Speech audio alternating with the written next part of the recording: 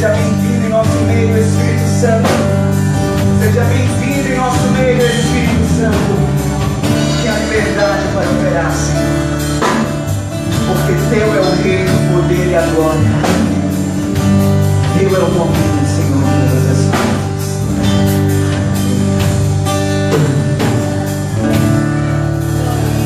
Isso aqui é a tua vida, Senhor.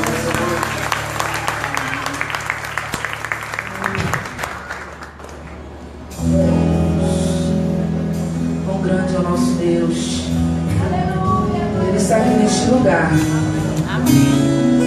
Adore a Ele com toda a sua alma. Adore a Ele sim, de verdade. Oh, aleluia. Mas grande Senhor. Vamos dizer que Ele é grande. Quão grande é o meu Deus. Cantarei quão grande é o meu Deus. E todos hão de ver quão grande é o meu Deus. Ele é grande, quão grande é o meu Deus. Cantarei quão grande é o meu Deus. E todos hão de ver quão grande é o meu Deus.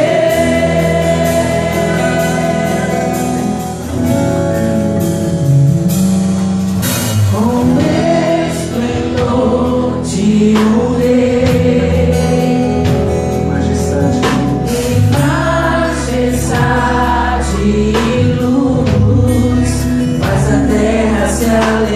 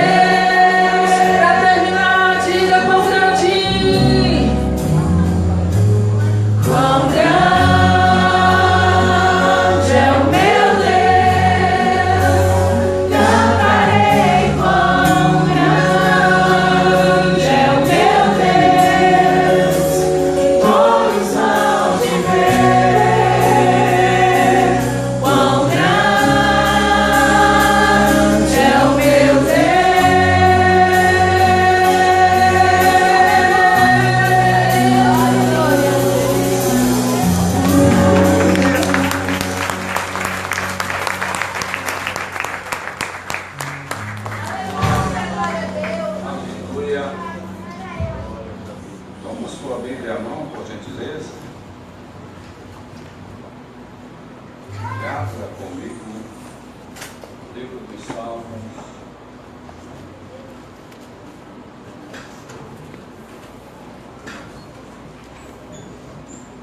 Quero ler convosco o Salmo 1, conhecido.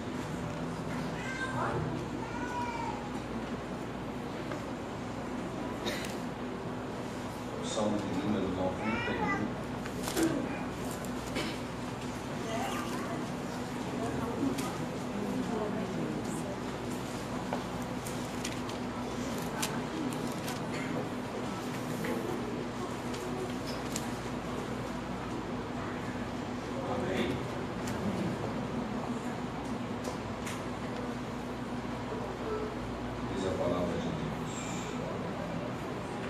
Aquele que habita no esconderijo do Altíssimo, à sombra do Onipotente descansará.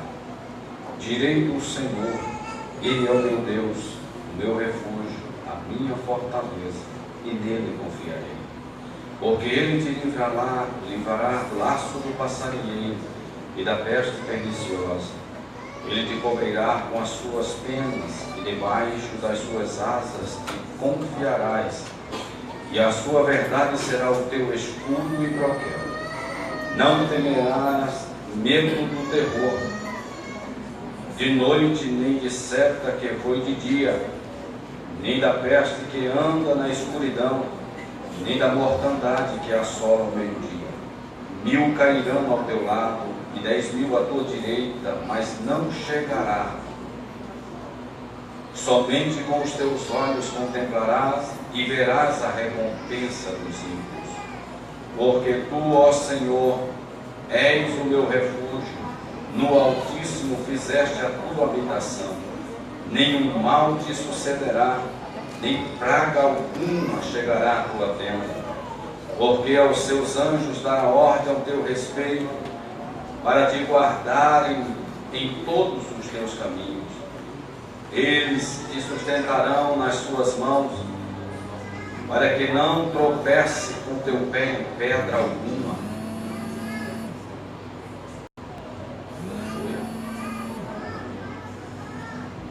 Pisarás sobre o leão, e a cobra calcará aos pés o leão jovem e a serpente. Porquanto tão encarecidamente me amou, também eu o livrarei. Poluei em retiro alto, porque conheceu o meu nome. Ele me invocará e eu lhe responderei. Estarei com ele na angústia, dela o retirarei e o glorificarei. Fortá-lo-ei com longura de dias e lhe mostrarei a minha salvação. Amém. Glória a Deus. O que mais precisa de oração?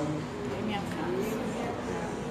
Vamos orar ao nosso Deus. Pai, no nome de Jesus, nós te pedimos, Senhor, nesta noite, da tua graça e da tua misericórdia.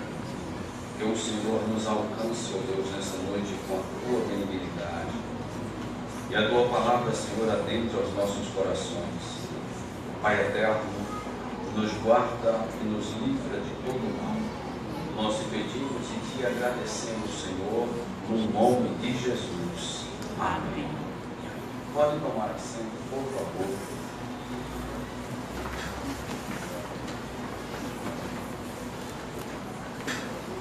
Vou dar alguns avisos e já estaremos passando o microfone para o pastor Fernandão, nosso pastor presidente, que estará dando continuidade ao trabalho. Sexta-feira nós teremos o nosso culto dos milagres, às 19 horas até as 21 horas, tá? Na sexta-feira, culto dos milagres, pastor Marcos Alexandre.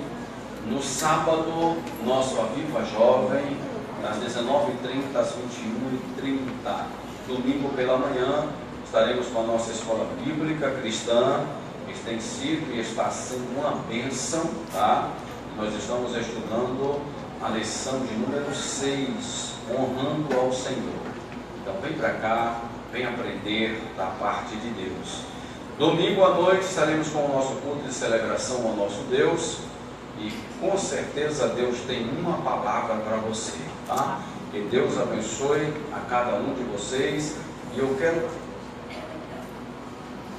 saber onde estão os nossos irmãos que nos visitam nesta noite e aqueles que nos visitam pela primeira vez. Tem alguém que nos visita? Lá em cima, tem aqui também alguns irmãos. Aqui tem mais alguns que nos visitam, graças a Deus. Vamos dar uma saudação de bem-vindo a eles, vamos lá? 1, 2, 3, vamos lá? Sejam bem-vindos em nome de Jesus. Que Deus abençoe. Saúda ele aí, saúda ela, por gentileza. Dá um abraço nela, por favor, dá um abraço nele. Quem estiver mais perto, faz isso em nome de Jesus, tá? Queridos, eu quero comunicar a vocês, as irmãs que cuidam das nossas crianças hoje estão doentes, tá? E elas não poderão estar cuidando das nossas crianças. Então, eu vou pedir aos pais que, por gentileza, tá? Segura sua criança, certo? Não deixe elas estarem aí andando na igreja ou correndo, que andar elas não andam, tá? Correndo na igreja, tá bom?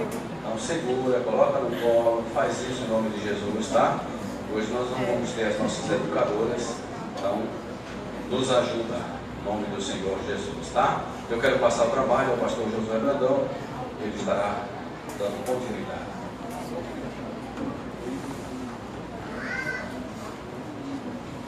Queridos, a graça e a paz. Amém. Pai do Senhor. Amém. Todo mundo bem?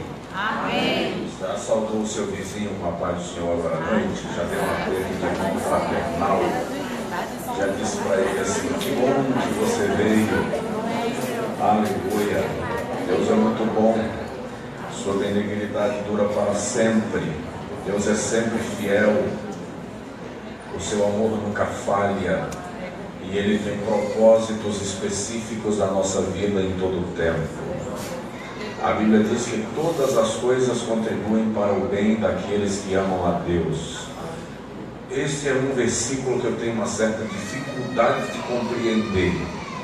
Mas, como diz um amigo, na Bíblia, o que eu entendo eu prego, o que eu não entendo eu creio. Então eu continuo crendo que todas as coisas contribuem para o bem daqueles que amam a Deus. Amém? Vamos para a Bíblia? Abra comigo a sua Bíblia, por favor. Nós vamos ler um texto que eu já li algumas vezes com os irmãos. Nós vamos falar de uma abordagem diferente. Segundo livro dos Reis, capítulo de número 5. Nós estamos na campanha Eu Decidi Vencer. E eu quero falar hoje um pouquinho sobre 7 coisas que você precisa saber para vencer na vida. 7 coisas que você precisa saber para vencer na vida. Então nós vamos ler o segundo livro dos Reis, capítulo de número 5. A nossa leitura vai do versículo de número 1 até o versículo de número 10. E aí a gente faz algumas reflexões e Deus vai nos abençoar e vai falar com a gente. Todos encontraram, podem dizer amém? Amém. E Naamã, capitão do exército do rei da Síria, era um grande homem diante do seu senhor e de muito respeito, porque por ele o Senhor dera livramento aos sírios, e era este homem herói valoroso, porém leproso. E saíram tropas da Síria, da terra de Israel,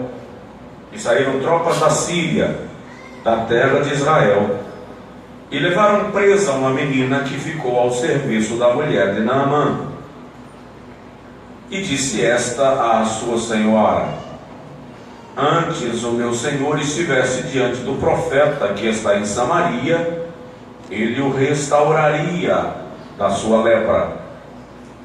Então foi Naamã e notificou ao seu senhor, dizendo: assim e assim falou a menina que é da terra de Israel. Então disse o rei da Síria: vai, anda, e enviarei uma carta ao rei de Israel. E se foi, e tomou na sua mão 10 talentos de prata, 6.000 ciclos de ouro e 10 mudas de roupas. E levou a carta ao rei de Israel, dizendo: logo, em chegando a ti esta carta, saibas que eu te enviei Naamã, meu servo, para que o cures da sua lepra. E sucedeu que, lendo o rei de Israel a carta, rasgou as suas vestes e disse: sou eu Deus para matar e para vivificar, para que este envie a mim um homem, para que eu o cure de sua lepra? Pelo que deveras notai, peço-vos, e vede que busca ocasião contra mim. Sucedeu, porém, que, ouvindo Eliseu, homem de Deus, que o rei de Israel rasgara as suas vestes, mandou dizer ao rei: por que rasgaste as tuas vestes? Deixa-o vir a mim, e saberá que há profeta em Israel. Veio, pois, Naamã com os seus cavalos e com o seu carro, e parou à porta da casa de Eliseu.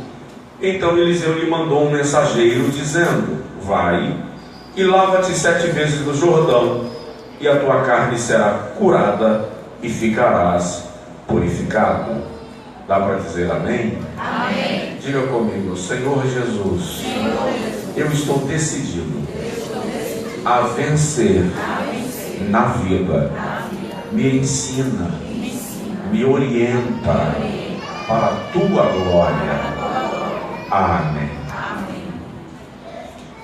Amados, eu estou absolutamente convencido de que nem todos os problemas da nossa vida são de ordem ou de origem espiritual. Tenho absoluta certeza que Satanás explora muito bem as lacunas, termo popular, brechas, que a gente deixa, e a partir daí ele cria situações e circunstâncias para explorar a nossa vida, retardar o processo ou os processos de Deus para nós e até atrapalhar aquilo que o Senhor tem nos prometido. Nós cristãos, sobretudo nós pentecostais, gostamos de espiritualizar tudo, todas as circunstâncias. Só que esse sentimento nosso acaba tirando de nós a responsabilidade de que muitos resultados que nós pretendemos alcançar serão consequências das nossas atitudes, das posturas que nós vamos tomar, das observações que nós vamos fazer.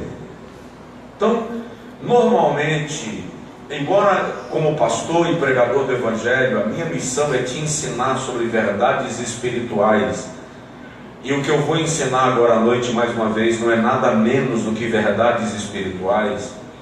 Mas não estou falando de coisas que só podem ser alcançadas por anjos ou por seres humanos angelicalizados, ou seres humanos angélicos. Porque tem coisas que se prega que você diz assim: não, eu não alcanço isso não é para mim. A gente coloca as coisas em níveis espirituais tão elevados que a gente diz assim: isso aí é para quem está num nível de espiritualidade superior ao meu. E a gente acaba se sentindo às vezes minimizado por uma espiritualidade revelada em nível tão inalcançável que a gente diz: eu vou ter que orar muito, jejuar muito até chegar lá. Estou falando de uma vida de vitórias, e não estou falando de uma vida de vitória que se exclusiva à vida espiritual, mas vitória em todas as áreas da nossa vida, vitória em todo lugar, vitória em todos os aspectos. Naamã, personagem que nós já estudamos aqui, ele é capitão do exército da Síria. O rei da Síria nos dias de Naamã era Ben-Hadad, considerado um dos mais poderosos reis que a Síria teve em sua história. O rei de Israel, nesse mesmo período, é Jorão. Nós vamos observar e vamos aprender desse episódio que, se queremos uma vida de vitória completa, há alguns aspectos que a gente não pode ignorar. Observe que Naamã vencia guerras. O texto diz que por meio dele o Senhor dera vitória aos sírios. No entanto, não obstante vencer batalhas, conquistar territórios, ele tinha uma batalha pessoal, interior, que até então não havia sido sublimada, suplantada, vencida e conquistada. Mesmo porque, presta atenção nisso, é muito mais fácil vencer as batalhas que estão fora de nós do que as batalhas que estão acontecendo dentro de nós. Por que você lida tão bem com o problema dos outros e tem dificuldade de lidar com o seu? Por que você consegue aconselhar alguém que está vivendo conflitos interiores, mas quando você precisa lidar com os seus conflitos interiores, você tem dificuldade? Por que é fácil aconselhar o filho dos outros e você tem dificuldade de aconselhar o teu?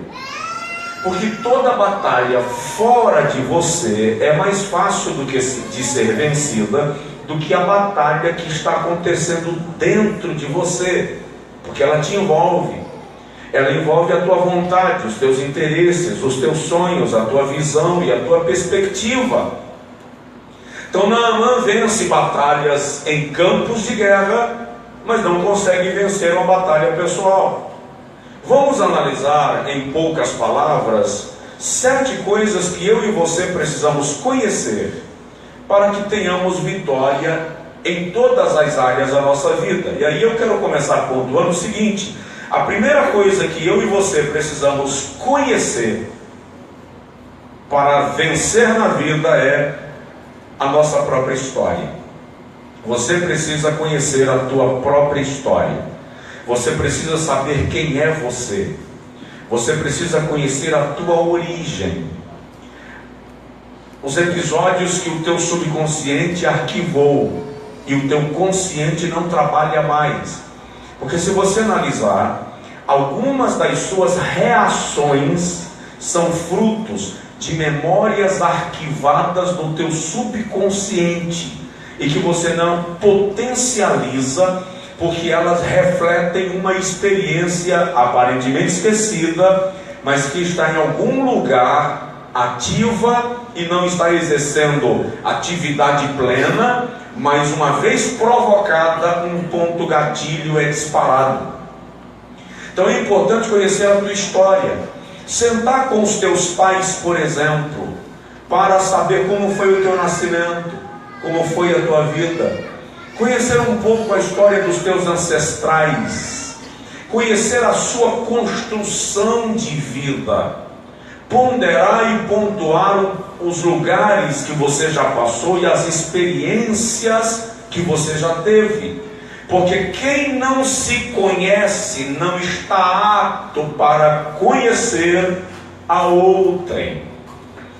Um dos nossos problemas da nossa geração, e possivelmente problemas do ocidental, o ocidental não tem a cultura de conversar consigo mesmo. O ocidental não para a fim de refletir na vida e nas coisas.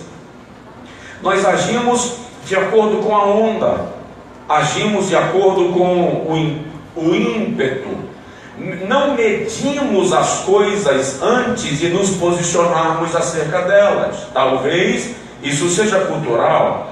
Só que tão tolo quanto se envaidecer pelo que você é não saber quem você é.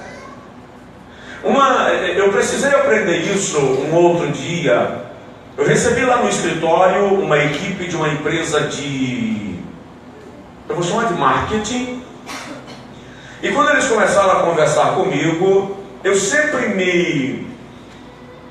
me parabenizei, não sei se o termo é esse, por não saber o que eu represento, onde o meu ministério chegou, por não saber quantas pessoas me ouvem, Eu sempre disse isso para mim, isso é Deus me protegendo para eu não ficar imbecil, para eu não ficar vaidoso. No dia que eu conversei com aquelas pessoas, eles me convenceram que você pode saber quem você é e o que você representa sem se envaidecer.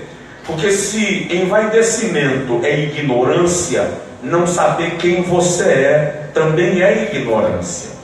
Porque quando você não sabe quem você é, você não mede as consequências dos seus atos, das suas palavras, quanto pesam as suas ações e as suas reações. Então é importante saber quem você é, conhecer a sua história. Note que a primeira coisa que a Bíblia diz de Naamã, o primeiro relato de Naamã é o seu currículo. Começa dizendo, ele era capitão do exército da Síria, era um homem honrado perante o seu rei e respeitado pelo seu povo. Na versão espanhola da Bíblia diz que ele era um homem de grande prestígio e que gozava de muita simpatia do seu povo. Na Bíblia da edição católica diz que ele era um homem bem-quisto pelo seu rei e querido pelo seu povo. Então a primeira coisa que a Bíblia diz de Naamã é que é o seu currículo, a sua história pessoal. Quem é ele? O que ele representa? Quanto ele vale? Quando ele se move, o que ele move com ele? Ele é capitão do exército. Então tudo que ele faz mobiliza um exército inteiro. Então você é líder de uma empresa, você tem que entender que o que você faz repercute em toda a sua empresa. Você é um pai de família, o que você faz repercute em toda a empresa, em toda a família que está debaixo da sua égide e debaixo da sua liderança. Você é pastor de uma igreja, o que você faz reflete na igreja que você pastoreia. Então é importante conhecer a sua história. Daí a velha frase filosófica, conhece-te a ti mesmo. Procure se conhecer, procure bisbilhotar, vou usar esse termo, bisbilhotar a sua história. Saiba quanto vale a sua história. Vou lhe dar um exemplo.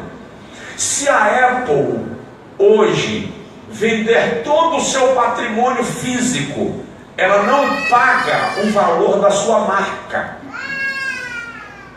É muito interessante que a gente não faz distinção destas coisas, mas o seu nome, a sua história de vida é maior do que você. Vai onde você não foi, irá onde você não vai chegar. Você morre e a sua história permanece. Daí a Bíblia dizer em Provérbios que o bom nome vale mais do que o ouro em pó. Em Cantares de Salomão a Bíblia diz que o bom nome vai mais longe que o unguento de valor precioso. Então quando você sabe quem você é, você trabalha a sua vida fundamentado em princípios, em parâmetros, em valores e não em conveniências. Essa é a primeira coisa que eu e você precisamos conhecer para vencer na vida. Às vezes a gente fica buscando espiritualizar as coisas, e nessa busca de uma espiritualização daquilo que não é espiritual, nós deixamos de adquirir o que Deus tem para nós. Presta atenção, eu conheço pessoas altamente espirituais que não se firmam no emprego.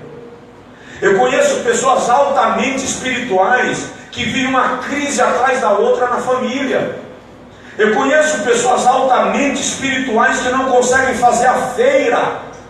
Por quê? Porque nem tudo funciona em níveis de espiritualidade. Eu e você precisamos funcionar em níveis de consciência, de razão, de conhecimento. E a primeira coisa que você precisa conhecer para vencer na vida é a sua história. Aleluia. É quem você é. Está entendido? Diga amém. Amém. Eu me assento de vez em quando com a minha avó. E quando os meus avós, outros, estavam vivos, eu me assentava com eles. Sua mãe, sua avó, como eram seus irmãos? Como era a vida?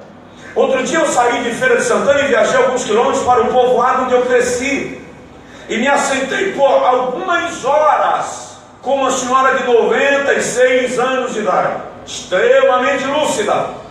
Para ouvir dela, ela conheceu todos os meus avós.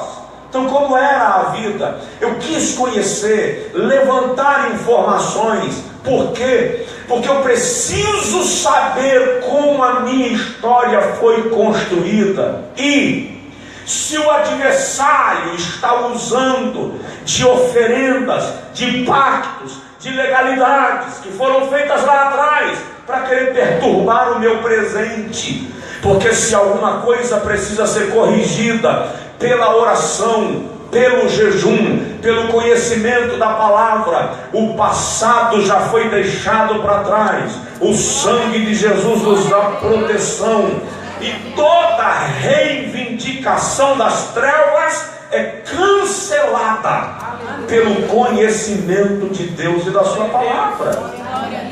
Amém?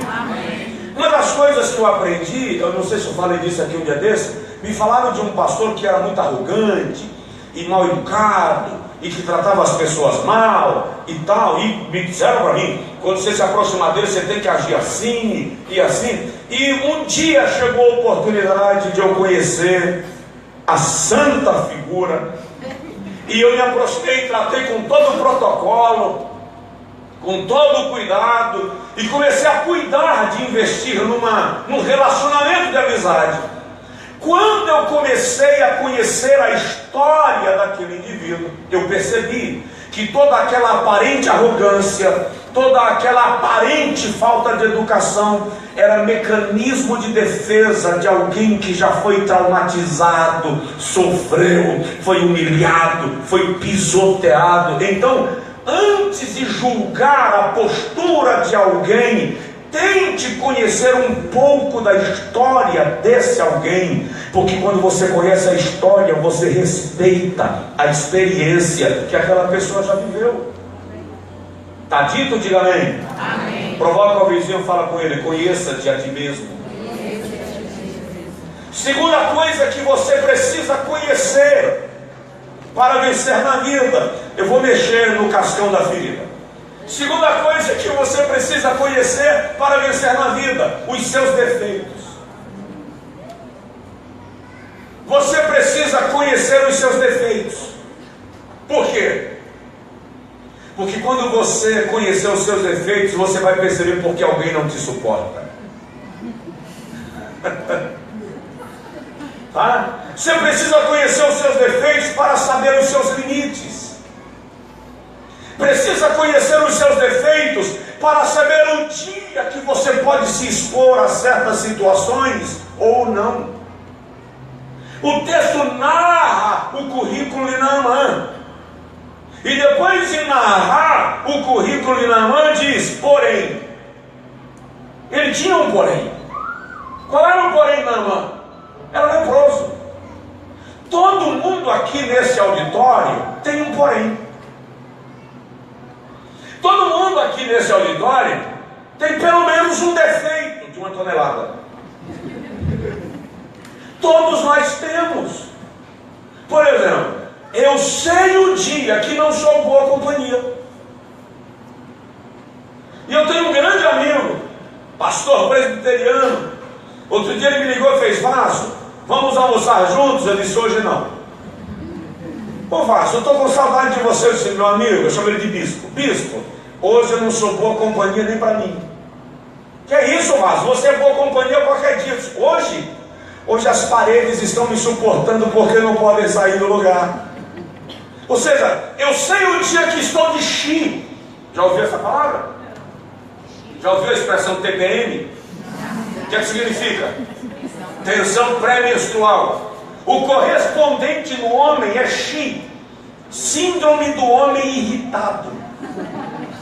Segundo a ciência, ou pelo menos uma escola de pensamento, o homem também tem um período do mês que está meio azul. querendo morder cabeça de cobra. Então eu preciso identificar os meus defeitos para saber onde posso ir, a que situações eu posso me expor. O dia que a minha tolerância está reduzida, é importante conhecer os seus defeitos, sua irritabilidade, sua chatice, porque todo mundo tem um dia chato, e todo mundo e alguns são chatos todo dia. Mas somos nós, seres humanos. Não adianta olhar para alguém e pensar que esse alguém é anjo. Não somos anjos sem asas.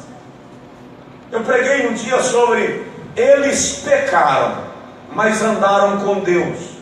E eu comecei a falar sobre a história de vida de Abraão, de Jacó, de Moisés, de Davi, de Jeremias, de Pedro, de Paulo, para mostrar que esses camaradas falharam em algum momento da história, e algumas dessas falhas são gravíssimas, mas andaram com Deus. Quando eu terminei de pregar, um irmão chegou para mim e disse: eu não admito que o senhor diga que os santos homens de Deus da Bíblia pecaram. Se pecaram não, tem uns que esculhambaram, tem uns que exageraram, foram longe, mas andaram com Deus. Vamos pensar na história de Paulo. Matou seguidores de Cristo, participou de concílios para matar alguns, e o Senhor olhou e disse: ele é para mim um vaso escolhido. Eu vou mostrar para ele o que convém padecer por causa do meu nome. Eu vou fazer ele passar pelo que outros passaram por causa dele. E Davi. Então, esses homens não eram perfeitos. Eu e você não somos perfeitos. E não é crente, não é homem de Deus. É homem, é de Deus, mas é homem. Não é mulher de Deus? É de Deus, mas é mulher. Então tem dia que está mais sensível, mais chorona, mais irritadiço, mais nervoso, está vivendo processos. Você está vivendo um processo de estresse emocional, suas reações são mais bruscas, agressivas. São homens e mulheres que estão sendo tratados pelo Espírito Santo, amados por Deus, queridos por Deus, mas com dias nublados.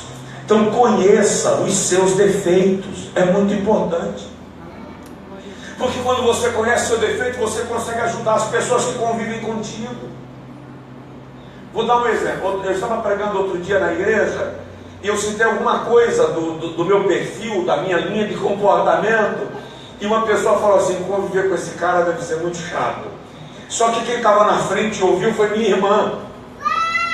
Porque eu estava pontuando, por exemplo, eu não consigo pensar na ideia de viajar e quando vou arrumar a mala de volta, pegar a roupa do jeito que está e jogar dentro da mala e trazer. Minha mala extraviou numa viagem internacional, e quando a moça que eu fui fazer a queixa junto à companhia perguntou como é a mala, eu respondi. Ela disse: você lembra de alguma coisa que está na mala? Eu disse: cada peça de roupa, cada cor e como ela está organizada. Ela olhou para mim e fez: sério? A minha mãe, ainda hoje, lava os pratos, e quando ela termina de lavar, ela olha na panela. Se não refletir a imagem dela, ela lava de novo. Ela tira a roupa do varal e, se não tiver o cheiro que ela gosta, ela coloca para lavar de novo. Então veja só, eu preciso conhecer os meus defeitos, porque às vezes o que parece ser qualidade está em excesso. Eu preciso tolerar as limitações dos outros, porque às vezes eu estou sendo não excelente, e sim perfeccionista. É importante conhecer os seus defeitos. Está dito? Diga amém. Amém. E aí, quando eu conheço meus defeitos e começo a analisar as pessoas que convivem comigo, porque aí eu acabo, de certa forma, percebendo as virtudes e defeitos. das pessoas que convivem perto de mim, eu consigo ajudá-las. Por exemplo, eu vi outro dia uma mãe, duas crianças brigaram. E uma mãe chegou para um dos meninos: peça desculpa. E o menino emperrou: peça desculpa, você não vai apanhar. E ele fez um bico: peça desculpa. Eu me aproximei e falei com ela: se eu estou conseguindo analisar o perfil emocional dele, a personalidade dele, ele não vai pedir desculpas agora. E se ele pedir, é só para lhe atender. Só que ele está magoado, ele não vai desculpar porque ele se arrependeu. Ele vai lhe obedecer para não apanhar. E na primeira oportunidade que tiver, ele vai pegar o carrinho e vai dar na orelha do menino de novo. Porque além de ter brigado, a senhora humilhou ele, forçando ele a pedir desculpas. Dê tempo, espera ele dissolver e digerir. É um menino de 5 anos, eu sei, mas é um indivíduo com personalidade. Você não pode violar a personalidade de outro. Então, quando você analisa isso, você respeita os limites de cada um. O meu cachorro teimoso fugiu da minha garagem. E eu fui atrás da praça, chamando, e quando eu me aproximava, ele corria. Ele resolveu fazer gracinha comigo. Só que ele chegou na porta de uma casa e partiu de lá um cachorro feroz atrás dele. E correu com força. Pega, não pega, e eu fiquei olhando, e ele partiu para a garagem. Quando ele conseguiu entrar na minha garagem, o outro cachorro riscou na calçada e não entrou. Quem disse para aquele outro cachorro que ele não podia entrar na minha garagem se o portão estava aberto? Isso é biológico, lei, território. O outro cachorro reconheceu que dali em diante não era mais território dele e voltou. É incrível como os animais conseguem identificar isso, e nós, considerados seres civilizados, temos dificuldade de reconhecer o limite no território da personalidade do outro. É muito importante valorizar isso, porque quando valorizamos isto, expressamos respeito, e isso é uma forma de amar a outra pessoa. Você está me entendendo? Diga amém. Amém. Quem vai vencer na vida aqui, diga amém. Amém. Então conhece tua história e conhece teus defeitos. Terceira coisa que você precisa conhecer para vencer na vida: você precisa conhecer os elos de Deus perto de você. Os elos de Deus perto de você. Você tem que entender que para cada circunstância, para cada momento, para cada episódio, Deus sempre coloca alguém para ser o instrumento de solução na sua vida. Naamã era leproso, era poderoso, mas não tinha solução para o seu problema. De repente, uma menina, de quem a Bíblia sequer cita o nome, se aproxima e diz: quem dera que o meu Senhor estivesse em Samaria diante do homem de Deus, e ele seria curado da sua lepra. Aquela menina era uma providência de Deus na vida de Naamã. Ei, você precisa começar a reconhecer pessoas que são providências de Deus para a sua vida. Pessoas que são elos, que são pontes que Deus coloca na tua história para te fazer atravessar a correnteza. Eu lembro-me, na região onde eu cresci, passa o rio Jacuípe. E o rio Jacuípe é um rio temporário. Ele enche no período das chuvas e das enchentes, e no período das secas ele esvazia. É lá na região de Mairi, lá na região de Angico. Então, era incrível que no período das secas a gente atravessava pelas pedras, queimando ao sol, mas na enchente não dava para atravessar. Então, eu era menino e lembro do meu pai trabalhando e o meu avô com outros homens fincando estacas no leito do rio. E eles medindo de braço aberto de uma estaca para outra. Para quê? Para dar espaço para alguém que está segurando nessa, alcançar esta, sem precisar soltar a primeira. Por que isso, pai? Por que isso, amor? Para quando o rio estiver cheio, a gente conseguir atravessar segurando nas estacas. Então as estacas impedem a correnteza te levar.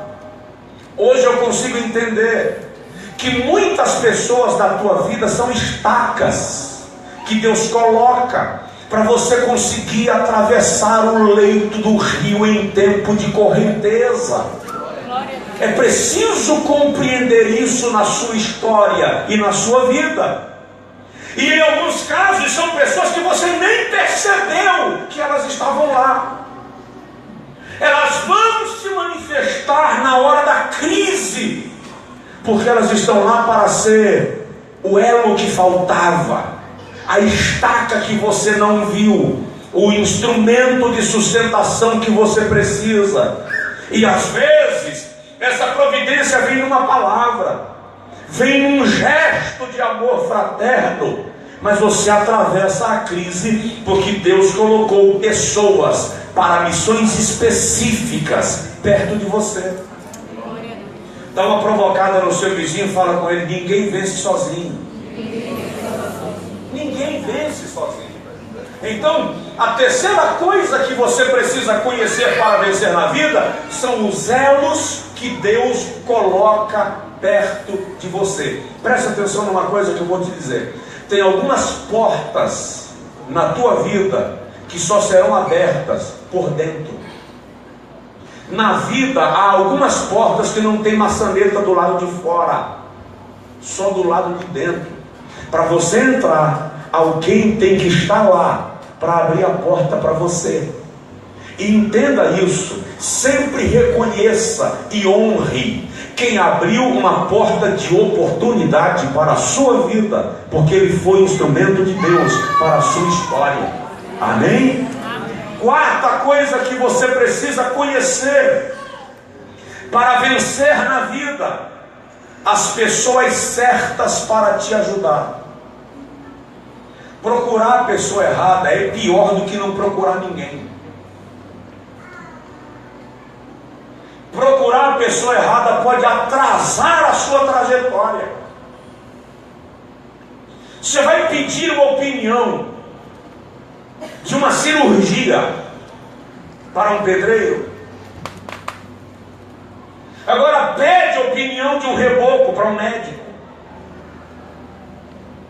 As pessoas certas no lugar certo faz o mundo funcionar. Cada um tem a sua importância no seu lugar. Presta atenção. Você foi criado para um propósito, e no teu propósito você é imbatível. Se você identificar o teu propósito, ninguém te supera. Boca não enxerga, fala. Olhos não ouvem, enxergam. Ouvidos não cheiram, ouvem. Porque cada coisa foi posta para um propósito no seu devido lugar. Eu e você temos que entender isso. Ninguém consegue competir com um peixe na água, mas fora da água ele é uma vítima completamente indefesa. Ninguém compete com uma águia nos ares, mas numa gaiola ela simplesmente não ameaça e não pode fazer nada, porque ela está fora do seu propósito. Quando você está fora do teu propósito, você é abatido a qualquer momento por qualquer coisa. Mas quando você está no teu propósito, o mundo se levanta, a ameaça vem, o leão ruge, o cachorro rosna. Mas você está no seu propósito, e no teu propósito você sabe para onde vai e sente segurança. Então, a menina diz assim: quem dera que o meu senhor Naamã estivesse diante do homem de Deus. Aí, em vez de Naamã procurar o homem de Deus, ele procura o rei. Quando ele procurou o rei, ele quase causou uma guerra. Porque o rei diz assim: sou eu porventura Deus? para que me mandem um doente leproso para eu curar? Vejam, ele quer uma guerra. Ele está querendo uma batalha. Isso está no versículo de número. Ele quer uma guerra, não encontrou um motivo e me manda um doente para eu sarar. Versículo 8. Sou eu, porventura, Deus, para curar, para que me mande um doente, para eu curá-lo da sua lepra? Ele chama o conselho e diz ao conselho, versículo 7, vejam, notem que ele quer uma guerra contra mim, ele quer uma peleja contra Israel, versículo 7. Então, o fato de Naamã procurar a pessoa errada quase se constitui numa situação diplomática, quase causa uma guerra entre dois reinos que já eram inflamados entre si, que já viviam em pé de guerra. Então, procurar a pessoa errada pode aumentar seu problema, pode dificultar seu problema. Eu estava fazendo um curso, não tem muito tempo, e no curso, num dos intervalos, o curso foram 3 dias, das 8 às 18. Num dos intervalos, uma mulher me procurou. Eu não a conhecia, eu nunca a vi. Detalhe, nunca a havia visto antes e não a vi depois daquele curso. Mas ela disse assim: eu tenho uma mágoa muito grande contra o senhor. E eu disse: por quê? Ela disse: uma amiga minha, uma comadre minha, morreu por sua causa. Eu disse: isso é grave. Isso é grave. Aí ela me perguntou: o senhor conheceu fulano? Eu disse: conheci. Morreu de câncer. Ela parou o tratamento porque um pastor mandou ela parar o tratamento, dizendo que Deus tinha curado ela. E por conta disso ela morreu. Aí eu perguntei: e fui eu que mandei ela parar o tratamento? Ela disse: não, senhor. Até hoje eu pensei que tinha sido o senhor, mas hoje eu fiquei sabendo que foi pastor fulano. Observe isso. Eu acompanhei aquela senhora. Ela estava com câncer, com altas chances de cura, mas foi receber alguma oração milagrosa de alguém. E eu não sou contra, eu creio no poder da oração e sei que Jeová cura, e a pessoa está errada. Só que eu caminho por outra via. Está curada, irmã? Estou. Volta para o médico, faz todos os exames e confirma a cura. Testemunha quando você tiver documentos de que você está curada. Naquele caso não. O camarada disse: você está curado, para o tratamento e suspende os remédios. Ela parou o tratamento e suspendeu os remédios. Uma mulher da área da saúde, com formação, graduação, pós-graduação, mestrado, tudo na área de saúde. Quando ela sentiu dor de novo, depois de 1 ano e alguns meses sem o tratamento ter sido continuado, que voltou, o câncer havia se generalizado. Aquela senhora ficou magoada, porque até então ela pensava que teria sido eu, o pastor, que mandou a mulher parar o tratamento. Eu disse para ela: isso contraria completamente tudo que eu acredito, defendo e prego. Porque eu entendo o seguinte: Deus curou? Curou. Então não tem por que eu ter medo de colocar à prova o milagre que Deus fez. E para mim, colocar à prova o milagre que Deus fez é pedir todos os exames que atestam que houve um milagre. Aí eu posso testemunhar com total força e ousadia. Qual foi o problema que aquela senhora viveu e que, por consequência, lamentavelmente, cessou a sua existência terrena? Procurou a pessoa errada. Procurar a pessoa errada compromete seu futuro. Procurar a pessoa errada compromete seu projeto. Procurar a pessoa errada compromete sua história. Então conheça as pessoas certas para lhe ajudar. Provoca teu vizinho e diz para ele: conheça as pessoas certas para te ajudar. Vá no lugar certo. Eu preguei sobre isso aqui. Porque bater no lugar errado não resolve o seu problema. Quinta coisa que você precisa conhecer para vencer na vida: as vozes simples perto de você te guiarão às conquistas. Conheça as vozes simples perto de você que te guiarão à conquista. Eu estou pregando isso aqui já pela terceira vez, em outras palavras. Valorize as vozes simples perto de você. A palavra do teu pai, a palavra da tua mãe, a palavra do teu avô, a palavra daquele idoso que não tem o teu nível intelectual, mas que tem a experiência que você não tem. A palavra do funcionário, que não é patrão, é funcionário, mas pode ter uma solução que você não viu. Conheça as vozes simples perto de você que te guiarão à conquista. Quando Eliseu olhou para Naamã, mandou dizer a Naamã: vai no Jordão e mergulha lá.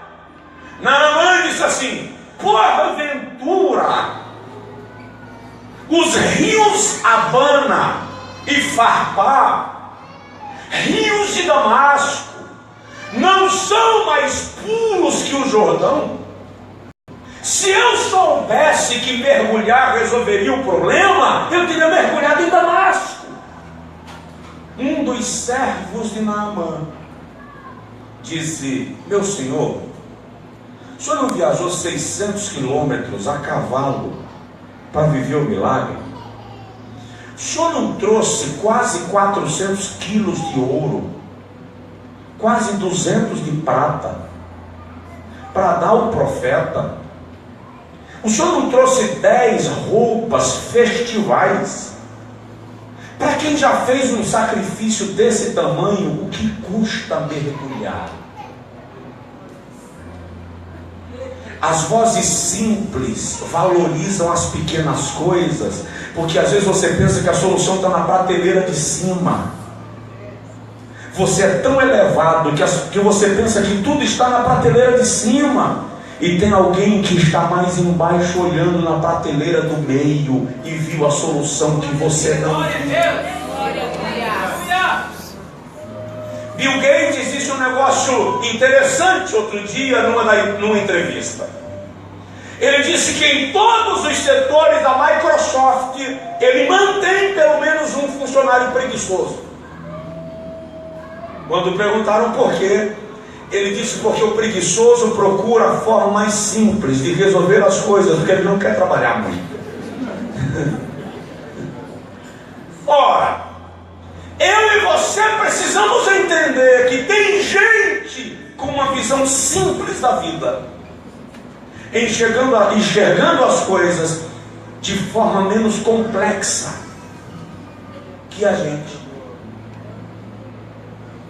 Então, conheça as vozes simples perto de você.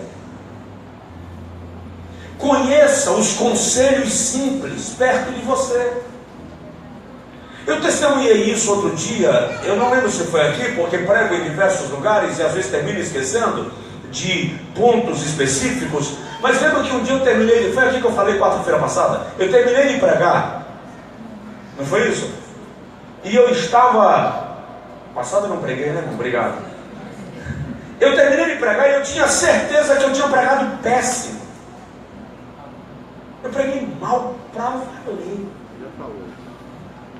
Tem uma irmã na igreja que anota todos os esboços que eu prego desde o ano 2000, toda terça. E nesse dia, ela não estava anotando esboço, ela estava lendo um jornal no meio da pregação. Imagina uma pessoa que tem 15 anos anotando todos os esboços, isso foi em 2015, e de repente o esboço estava tão interessante que ela parou de ouvir e foi ler jornal. Fala sério, estava bem? Eu posso achar que é ela que está atravessada? Não, eu estou com algum problema. Naquele dia eu terminei o culto 25 minutos antes do horário normal. E desci do púlpito quase em depressão. Quando eu desci do púlpito, meu cunhado olhou para mim, pastor Miguel, e falou assim: o senhor está bem? Não estudou não? Preguei mal, quase mato o povo. Eu estou arrebentado hoje. Ele falou assim: que é isso, pastor? O senhor não viu quanto Deus lhe usou? O povo chorando? Deus me usa demais, pastor. Tá bom, obrigado, legal. Tentou me levantar, é justo. Quando eu vou a caminho do carro para ir embora, um diácono me encontrou, pegou a Bíblia, tomou meu paletó e perguntou assim: o senhor está bem? Eu disse: estou não, irmão. Estou bem não, estou mal, preguei mal, estou chateado, estou cansado, estou estressado. Ele fez: não, meu pastor, Jesus salvou pessoas hoje à noite. O senhor não viu como Deus lhe usou? O que é isso? Deus lhe usou, pastor. É porque o senhor está cansado. Tentou me reanimar também, é justo. Quando eu entrei no carro, meu menino entrou, meu filho. Quando ele entrou e sentou, foi assim: o senhor está bem? Fiz: estou não, estou péssimo, preguei muito mal hoje. Ele fez assim: pregou mesmo. Eu disse: valeu, acabou de me ajudar. Mas às vezes, nessa expressão simples e espontânea, está justamente o choque que você precisa ter. Então valorize, conheça as vozes simples perto de você, porque elas podem te guiar à conquista que você pretende. Amém? Vamos terminar? Sexto lugar, conheça os caminhos de Deus. Não. Eu não disse conheça o caminho de Deus. O caminho de Deus é Cristo. Eu estou falando dos caminhos pelos quais Deus trabalha para te guiar. Às vezes você imagina uma trajetória e Deus desenhou outra. Às vezes você pensa que a solução virá através de A, e o Senhor provoca a solução através de B. Conhecer os caminhos de Deus é te manter flexível para entender que o fato de Deus não fazer do jeito que você pretendia não significa que Ele não vai fazer. Meu avô dizia sempre: Deus tem os seus caminhos. Os mais velhos dizem que Deus escreve certo por linhas tortas. Ou seja, a coordenação motora de Deus é boa. Ele não precisa que a linha esteja bem desenhada para que o texto seja bem feito. Naamã não conseguiu entender que o milagre de Deus não era em Abana, não era em Farpá, era em Jordão. Busque entender quando Deus está te guiando por um caminho que você não planejou. Mas é Deus quem está te guiando, porque quando Deus está te guiando, ainda que não seja do jeito que você desenhou, é o melhor caminho. Você vai chegar lá. Então, conheça os caminhos de Deus. Eu vou mudar o termo para você compreender melhor o jeito de Deus agir. Deus não faz na minha vida da mesma maneira que Ele faz na sua. Às vezes Deus age na minha vida em situações parecidas de modo diferente. Eu não posso colocar Deus numa caixinha de fósforo. Eu não posso pensar que Deus é engessado. E uma das coisas que mais me apaixonam na personalidade de Deus: Deus não é evangélico.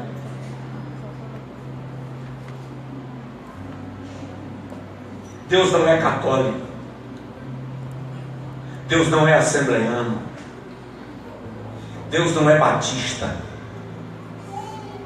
Deus não é metodista. Deus não é brasileiro. Não é americano. Não é chinês. Ele está acima disso tudo. Isso me apaixona na personalidade de Deus. Isso me faz descansar nele, porque Ele não é parcial. Ele não lida por interesses isolados. Se você já assistiu a comédia O Todo-Poderoso, você vai perceber que um homem em lugar de Deus estraga o mundo. Mas Deus resgata o homem de qualquer situação que ele esteja. E o incrível é que Deus consegue resgatar você de um problema sem colocar a outra pessoa num sentimento de injustiça, porque Deus é justo, trabalha com equidade. Então conheça os caminhos de Deus, o jeito de Deus trabalhar e a forma de Deus agir. E eu concluo dizendo que se você quer vencer na vida, conheça o poder da conversão. Conheça o poder da conversão. Dá uma olhada no seu vizinho e diga para ele algo que ele não pretendia ouvir hoje. Diga assim para ele: se converta. Minha mãe dizia isso sempre e eu ficava revoltado. E como eu tenho um temperamento forte, as pessoas pensam que não. Eu já vi alguém dizendo assim: eu queria ver você nervoso. Vocês não queiram não? Queiram não. Eu tenho um temperamento forte, eu tenho uma personalidade forte.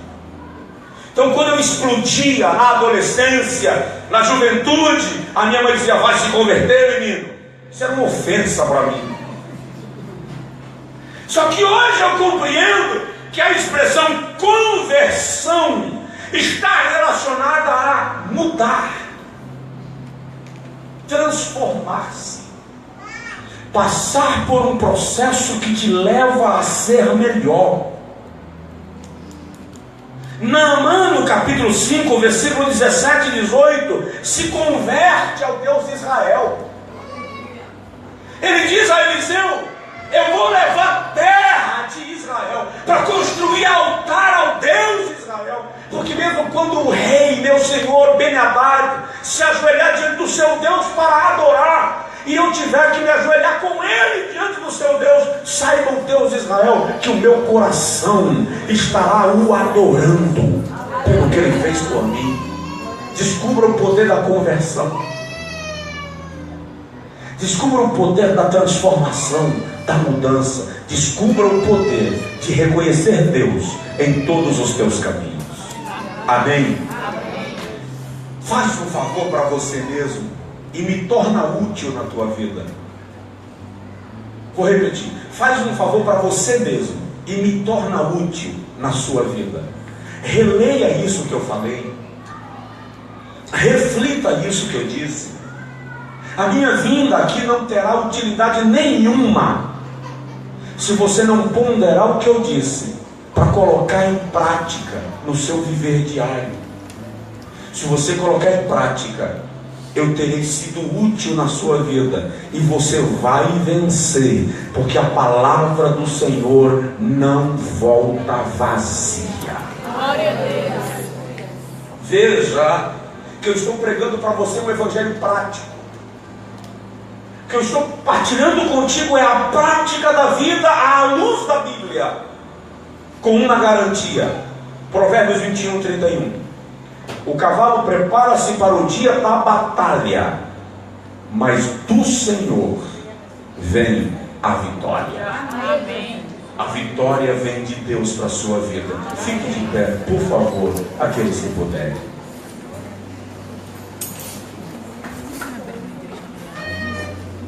Do Senhor vem a vitória. Diz aí para o seu vizinho: há uma vitória que vem de Deus para a sua vida. Há uma vitória que vem de Deus para a sua vida. Deus vai te fazer vencer. Deus vai te conduzir em vitória, porque Ele é Deus fiel, perfeito e pleno. Agora eu vou orar com você. E a minha oração contigo agora é essa: peça ao Senhor que te leve a colocar em prática o que você ouviu. Peça ao Senhor que te dê discernimento para experienciar, não experimentar, experienciar aquilo que você ouviu da sua palavra, e pela experiência você vai crescer naquilo que Ele tem reservado para nós. Pai, em nome de Jesus Cristo, quero te agradecer por esta noite muito especial, por tua presença neste lugar, pelo teu cuidado sobre nós, o teu zelo sobre nós, pela palavra que foi compartilhada. Eu estou diante de pessoas que decidiram vencer. Não estou diante de pessoas perfeitas, eu sei disso. Elas não estão diante de um pregador perfeito. Nós estamos juntos diante de um Deus que é perfeito.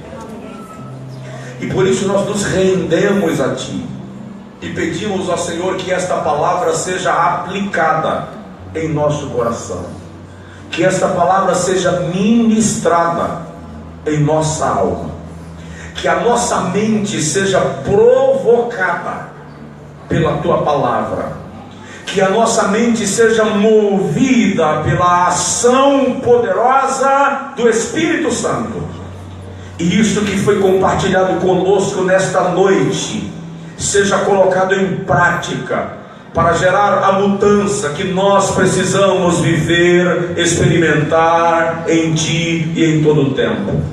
Gera milagre em nós. Esta é a nossa oração, Senhor, no nome de Jesus. Amém. Agora provoca o irmão do seu lado e diz para ele aí: coloque em prática o que você ouviu. Coloque em prática o que você ouviu. Sente-se só um pouquinho, em nome de Jesus. Tem alguém que nesta noite deseja entregar a sua vida ao Senhor Jesus, entregando-se a Ele, para que Ele seja Senhor, Salvador da tua alma? Você que está afastado da igreja e deseja nesta noite se reconciliar com Deus, tem alguém? Se tiver, dá um sinalzinho assim, que eu quero orar por você. Deus te abençoe, querido. Deus te abençoe. Eu queria que um diácono se aproximasse do jovem ali para a gente orar por ele, por favor, para nós intercedermos por sua vida. Isso. Tem mais alguém que deseja receber a oração, entregando a Jesus a sua vida? Temos outro jovem ali. Vem cá, querido. Isso, vem com ele. A igreja aplaude o Senhor por eles. Deus te abençoe. Deus te abençoe. Há mais alguém? Vem cá, eu quero orar com você. Deus é poderoso para mudar a sua história. Se tiver alguém aí acompanhando pela internet que deseja também entregar a sua vida ao Senhor, nós temos irmãos em Porto Alegre, na Suécia, Orlando, São Paulo, Recife, Feira de Santana, Jaboatão dos Guararapes, Osasco e Salvador, acompanhando o culto. E é possível que mais alguém que não tenha sido visualizado aí na identificação, mas você pode entregar a Jesus o seu coração.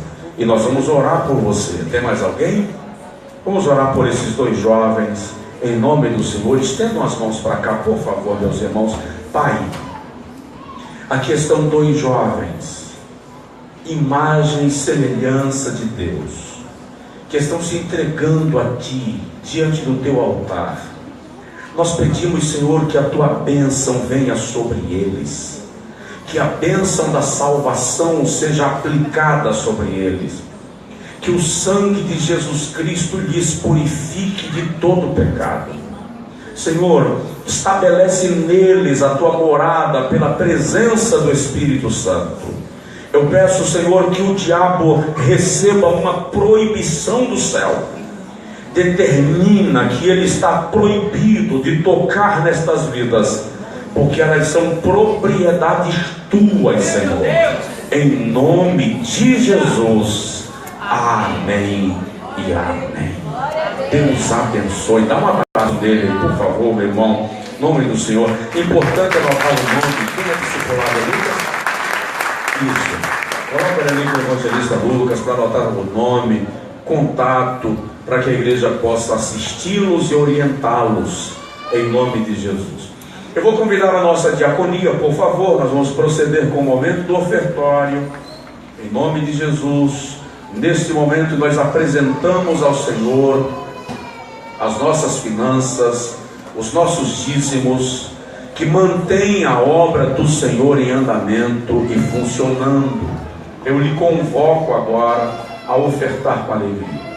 Depois do ofertório, quando encerrarmos o culto, eu quero ter uma palavra rápida, 10 minutos, com os empreendedores desta igreja. Você que é homem de negócios, empresário, gerente de algum empreendimento, eu preciso de uma palavra rápida contigo, autônomo, os empreendedores. Preciso falar com você em 10 minutinhos e a gente encerra em nome de Jesus. Agora nós vamos ofertar com alegria na casa de Deus. Esta obra é mantida por cristãos cujo coração é liberal e servem ao Senhor com espontaneidade, em nome de Jesus. A Bíblia Sagrada diz assim, Gênesis 26, Isaac semeou naquela mesma terra, e no mesmo ano colheu 100 vezes mais, porque o Senhor o abençoava. Eu já me perguntei por que o escritor faz questão de dizer que Isaac semeou naquela mesma terra. Por que não basta dizer Isaac semeou naquela terra? Porque o mesma, para enfatizar que Isaac semeou na terra onde ele habitava, no lugar onde ele morava, no lugar onde ele recebia a provisão de Deus. E por conta disso, no mesmo ano, ele colheu 100 vezes mais. Então a minha orientação pastoral para você é: semeie no lugar onde você está sendo alimentado e abençoado, e Deus também te fará multiplicar e crescer, porque presta atenção, quem te abençoa é Deus. Tem uns erros teológicos dentro do movimento cristão brasileiro que me dão uns arrepios, e um desses erros é quando, como é que eu digo isso para não magoar a sensibilidade de ninguém, quando um pastor invoca que ele é dono da sua vida, e porque ele é dono de você, ele diz assim: vou te amaldiçoar, não te abençoo. E o pior, Paulo orienta a igreja que tem muitos cristãos que se tornam presas de falsos mestres, de falsos líderes. Aí eu preciso dizer para você 2 versículos. O primeiro versículo está em Números 23. Não é possível amaldiçoar aquele a quem Deus já abençoou. Como posso eu amaldiçoar, disse Balaão, aquele a quem Deus já abençoou? Então, vou usar a expressão que meu avô usava: praga de urubu magro não pega cavalo gordo. Ou seja, se Deus já te abençoou, ninguém pode revogar uma bênção que Ele determinou, só Ele mesmo. Segunda, Deus é quem dá a bênção que enriquece e não acrescenta dores. Quem dá? Deus. Quem? Deus. Então não cabe discussão. A bênção vem de Deus. Amém? Você é abençoado. O que eu posso fazer como pastor, profeta da palavra de Deus, é confirmar a bênção que Deus já declarou sobre a sua vida. O que eu posso fazer como profeta e homem de Deus é anular palavras de maldição que alguém tenha lançado contra a sua vida, porque da minha boca precisa proceder palavras de bênção. Que Deus abençoe você, em nome de Jesus. Pai, eu peço a tua bênção sobre a diaconia da tua igreja, que são oficiais da tua casa, teus filhos e tuas filhas, que eles sejam instrumentos de prosperidade para a tua igreja, em nome de Jesus. Amém. Podem ir, meus queridos. Eu já tenho envelope aqui. Todo irmão recebe o envelope para poder ofertar. Aquele irmão ou irmã que precisar do auxílio do diácono para usar o cartão de crédito ou de débito, poderá fazê-lo, em nome de Jesus. Dá envelope aqui por menino do louvor também, para eles ofertarem também, tá? Porque quando o diácono, só eles partiram para cá e vocês se encontram no meio do caminho. Terra.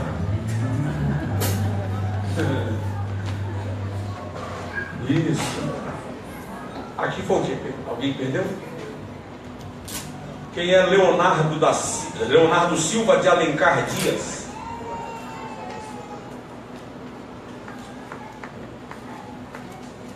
Aqui o seu RG, tá? Quer dizer, se estivesse aqui já teria se manifestado, né? Mas o RG está aqui. Nós vamos ofertar com alegria. Eu quero orar por sua vida financeira, os seus negócios, seus empreendimentos. Creia no Deus que abençoa e que prospera o seu povo, porque Ele é Deus. Porque Ele é Deus. Aleluia.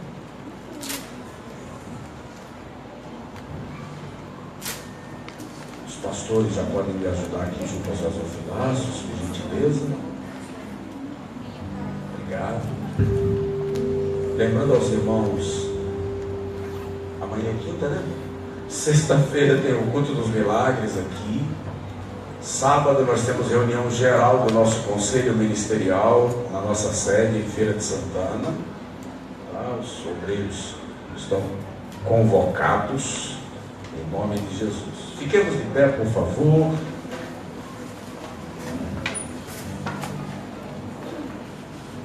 Senhor da glória, nós te adoramos, Senhor.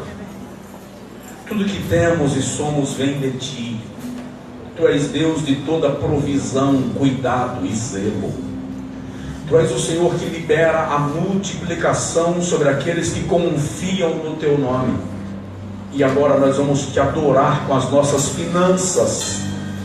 E sabemos que o Senhor é quem nos dá a bênção, quem enriquece.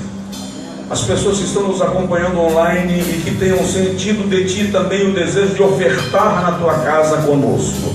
Move agora os corações com espontaneidade, liberalidade, e faz com que cada semeador desfrute, Senhor, do milagre da multiplicação, da tua provisão. Como teu servo e debaixo da tua palavra eu abençoo a tua igreja, em nome de Jesus. Amém. Pode vir, meus irmãos, podem vir.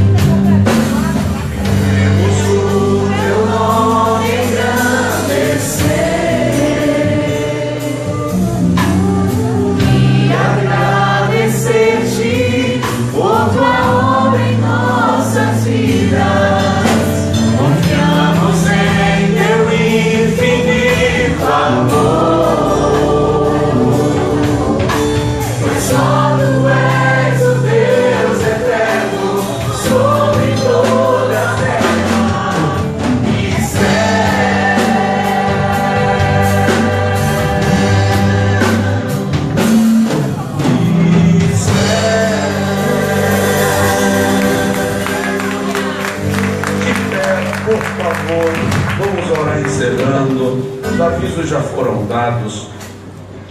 E em 5, 8 minutos no máximo eu converso com os irmãos que eu mencionei, que são empreendedores, uma fala rápida. Aí aqueles que forem permanecer mais esses 5 minutos já chegam aqui nessas cadeiras, que eu já penso, a gente já fala rapidinho e eu já libero os irmãos em nome do Senhor. Amém? Dá uma olhada no seu vizinho e diz para ele: ora por mim que eu oro por você. Grande Deus, nos leve em paz para casa, nos guarda de todo mal, livra-nos do olhar invejoso, da língua caluniadora, livra-nos, Senhor, do salteador, do homem maligno e sanguinário. Guarda os teus servos, cada família, o patrimônio dos teus filhos.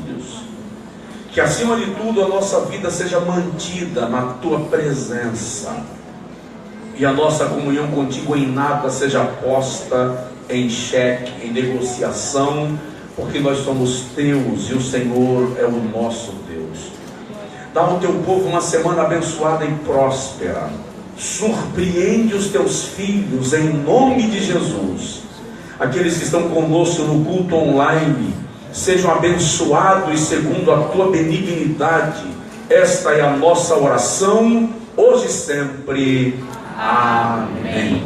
Pastor Osni vai ministrar a bênção apostólica, ou quem ele indicar, em nome do Senhor Jesus. Não saia sem saudar pelo menos 30, ou pelo menos uns 5. Com a paz do Senhor e um abraço. O amor de Deus, nosso Pai, a graça salvadora do nosso Senhor e Salvador Jesus Cristo, a comunhão e as doces consolações do Divino Espírito Santo sejam com todos e para todos sempre. Amém. Vamos em paz, em nome de Jesus.